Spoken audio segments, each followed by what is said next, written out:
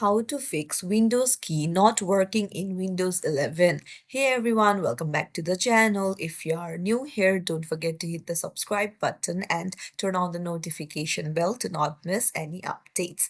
So in today's tutorial, I'm going to show you some easy ways to fix your Windows key if it is not working. Let's dive right in. First things first, open up your settings and then go to accessibility on the left hand side.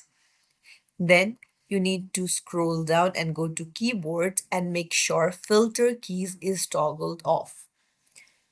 Now, if this is done, you need to head over to your task manager and then here search for Windows Explorer, right click on it and then restart it.